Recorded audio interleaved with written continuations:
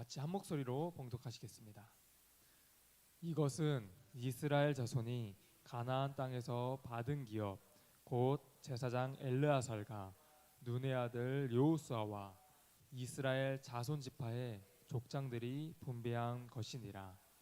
여호와께서 모세에게 명령하신 대로 그들의 기업을 제비 뽑아 아홉 지파와 반 지파에게 주었으니 이는 두 지파와 반 지파의 기업은 모세가 요단 저쪽에서 주었으며 레위 자손에게는 그들 가운데에서 기업을 주지 아니하였으니 이는 요셉의 자손이 므낫세와 에브라임의 두 지파가 되었음이라. 이 땅에서 레위 사람에게 아무 분깃도 주지 아니하고 다만 거주할 성읍들과 가축과 재산을 위한 목초지만 주었으니 이스라엘 자손이 여호와께서 모세에게 명령하신 것과 같이 행하여 그 땅을 나누었더라. 아멘. 조용히 하나님께 천번님을 드렸습니다. 기도하시겠습니다. 하나님 아버지, 오늘도 이렇게 새날 허락하셔서 이 새벽에 나와 예배드리게 하시니 감사드립니다. 우리가 이곳에서 드리는 예배를 기뻐 받아주시고 또 우리가 이곳에서 하나님께 부르짖으며 기도하고 간구한 것마다 하나님의 선하신 뜻대로 응답하여 주시옵소서. 오늘도 우리에게 하나님께서 주시는 힘과 능력으로 오늘 하루를 잘 맡겨진 일들 잘 감당하게 하시고 또 언제나 무엇을 하든지 간에 항상 감사가 넘치는 기쁨이 넘치는 오늘 하루가 되게 하여 주시옵소서. 오늘도 예수님께 꼭 붙어있는 하루 되게 하시고 언제나 우리가 어디에서나 무엇을 하든지 예수님의 이름을 드러내며 하나님의 영광을 드러내는 그런 오늘 복된 하루 되게 하여 주옵소서. 우리 주 예수님의 이름으로 기도드립니다. 아멘. 오늘 본문 1절에서 5절 말씀은 하나님께서 주시겠다고 약속한 속주 땅, 가나안 땅 분배 과정을 요약해서 보여줍니다. 1절에서 땅 분배 주체가 대제사장 엘르아살과 여호수아라고 기록하며 또 이스라엘 자손 지파의 족장들이 참여하는 가운데 분배되었음을 알려줍니다. 본문 1절을 다시 한번 읽겠습니다. 이것은 이스라엘 자손이 가나안 땅에서 받은 기업 곧 제사장 엘르아살과 눈의 아들 여호수아와 이스라엘 자손 지파의 족장들이 분배한 것이니라. 아멘. 모세가 살아있을 때 갓, 루벤, 므낫세 반지파는 요단 동쪽에 이미 기업을 받았습니다. 이제 기업을 받지 못한 나머지 아홉 지파 반은 요단강을 건너서 종북 전쟁을 통해 얻은 가나안 땅을 이제 각각 나눠야 했습니다. 그 나머지 지파들이 땅을 분배하는 방법으로는 이 방법을 통해 나누었습니다. 본문 2절을 같이 읽겠습니다. 여호와께서 모세에게 명령하신 대로 그들의 기업을 제비 뽑아 아홉 지파와 반 지파에게 주었으니. 아멘. 기업을 나누는 방법은 바로 제비 뽑기였습니다. 이스라엘에게 제비 뽑기는 하나님의 뜻으로 받아들여졌기 때문에 여호수아를 보시면 모든 지파들이 기업을 얻을 때마다 또 제비 뽑기를 통해 나눴습니다. 이어서 3절과 4절 말씀을 이어서 읽겠습니다.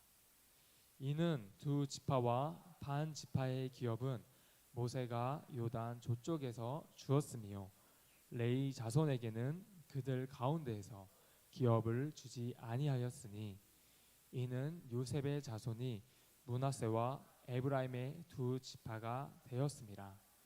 이 땅에서 레위 사람에게 아무 분깃도 주지 아니하고 다만 거주할 성읍들과 가축과 재산을 위한 목초지만 주었으니. 아멘. 그리고 특히 이스라엘 지파 중에서 레위 지파에게는 아무 분깃도 주어지지 않았습니다. 레위 지파에게는 오로지 그들이 거주할 성읍들과 가축과 재산을 위한 목초지만 주었습니다. 그렇지만 요셉 지파는 므낫세와 에브라임으로 나뉘어 각각 기업을 줌으로써 레위 지파의 몫이 요셉 지파에게로 돌아갔습니다. 여호수아는 요단강을 건너가 가나안 땅을 정복하는데 무려 약 7년이라는 기간이 걸렸습니다. 그렇게 오랜 기간 동안 얻은 땅을 이제 9지파 반에게 나누어 주어야 했습니다. 이 과정 속에서 특히 땅을 분배하는 것은 각기 자기 지파의 이익이 걸린 중대한 사항이었습니다.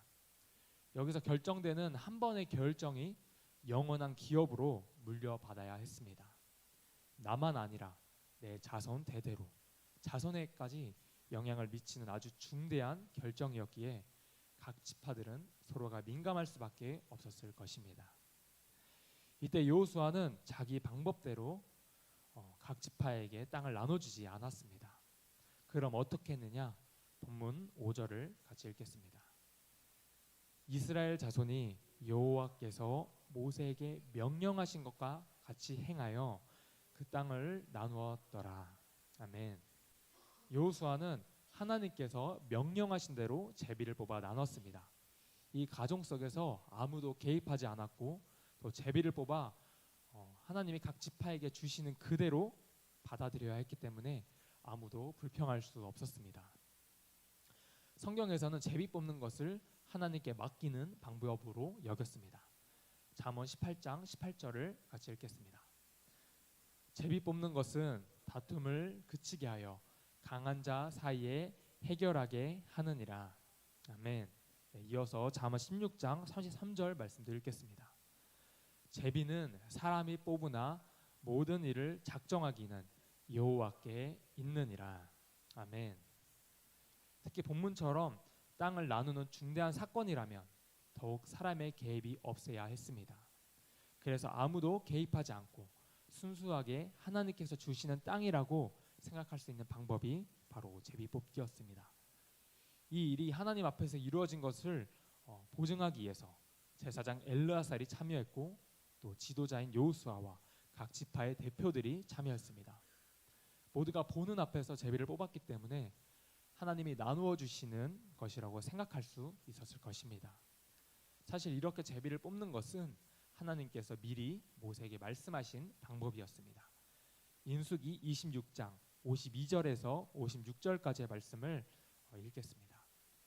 여호와께서 모세에게 말씀하여 이르시되 이 명수대로 땅을 나눠 주어 기업을 삼게 하라. 수가 많은 자에게는 기업을 많이 줄 것이요 수가 적은 자에게는 기업을 적게 줄 것이니 그들이 계수된 수대로 각기 기업을 주되 오직 그 땅을 제비 뽑아 나누어 그들의 조상 지파의 이름을 따라 얻게 할지니라. 그 다소를 막론하고 그들의 기업을 제비 뽑아 나눌지니라. 아멘. 하나님께서 이스라엘 백성들이 억울해하고 또 불만을 나타낼 것을 아시고 그 다소를 막론하고 그들의 기업을 공평하게 제비 뽑아 나누라고 말씀하셨습니다. 이 명령을 모세에게 내렸고 모세는 그 다음 후계자인 여호수아에게 그대로 전해 주었습니다. 그리고 이제 여호수아는 가나안 땅을 정복하고 그 땅을 나눌 때 하나님께서 모세에게 하신 그 말씀을 그대로 이행했습니다. 이런 이유 때문에 각 지파는 여호수아에게 불만을 제기할 이유가 없었습니다. 각 지파는 다소를 막론하고 공평하게 제비를 뽑았기 때문에 하나님께서 각 지파에게 나눠주신 것을 인정할 수밖에 없었습니다. 여기서 여호수아의 모습을 살펴볼 수 있습니다. 그는 자기의 생각과 자기의 경험을 주장하기보다는 하나님 말씀 그대로 순종했습니다. 땅을 분배하는 과정 속에서 충분히 분쟁이 일어날 수도 있었지만 여호수아는 하나님의 말씀 그대로 또 하나님의 방법대로 순종했기에 아무런 분쟁이나 탈이 생기지 않았습니다. 이처럼 우리도 하나님의 말씀에 있는 그대로 순종할 때 모든 일이 그대로 순탄하게 흘러갈 줄 믿습니다. 무조건 내 생각이나 내 경험보다 하나님의 뜻이 더 옳음을 인정해야 합니다.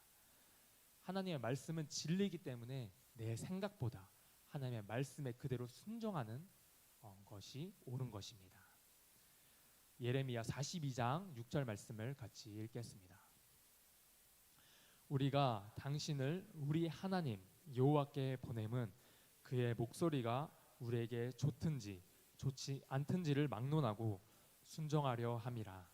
우리가 우리 하나님 여호와의 목소리를 순종하면 우리에게 복이 있으리이다 하니라. 아멘. 성경에서는 우리가 우리 하나님 여호와의 목소리를 순종하면 우리에게 복이 있으리이다 라고 말씀하고 있습니다.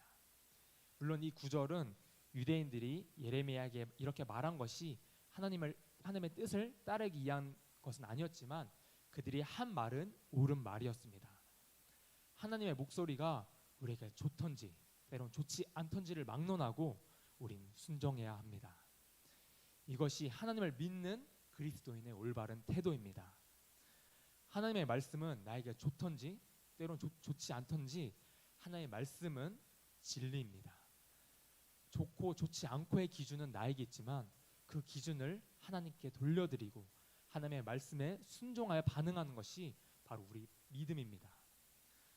고린도후서 10장 4절에서 5절 말씀을 읽겠습니다. 우리의 싸우는 무기는 육신에 속한 것이 아니요 오직 어떠한 경관진도 무너뜨리는 하나님의 능력이라. 모든 이론을 무너뜨리며 하나님 아는 것을 대적하여 높아진 것을 다 무너뜨리고 모든 생각을 사로잡아 그리스도에게 복종하게 하니. 아멘. 하나님 아는 것을 대적하여 높아진 것을 다 무너뜨리는 것이 바로 하나님께 순종하는 것입니다. 우리가 하나님 말씀하신 것에 순종할 때 하나님의 지혜와 능력으로 우리를 보호하시고 인도해 주실 것입니다. 아멘. 그렇다면 우리가 인생을 살아가면서 사람과의 분쟁이 생겼을 때 어떻게 해결해야겠습니까? 또 말씀에서 분쟁의 해결을 우리가 어떻게 하라고 말씀하십니까? 본문 2절에서는 여호와께서 모세에게 명령하신 대로, 5절에서는 이스라엘 자손이 여호와께서 모세에게 명령하신 것과 같이 행하여 라고 기록되어 있습니다. 이처럼 바로 우리는 하나님의 말씀을 따라 또 하나님의 방법에 따라 그대로 행하는 것입니다.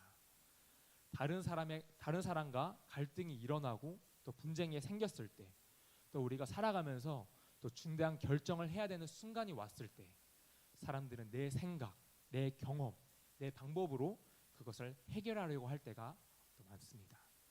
하지만 내 능력으로 분쟁을 해결하면 내가 드러나게 되거나 또 사람들이 나를 의지하려고 합니다. 또한 그 문제가 순탄하게 해결될지도 또 의문이 듭니다.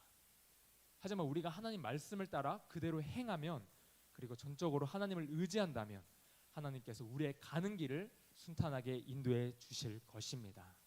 아멘. 잠언 3장 6절 말씀을 같이 읽겠습니다. 너는 범사의 그를 인정하라. 그리하면 내 길을 지도하시리라. 아멘.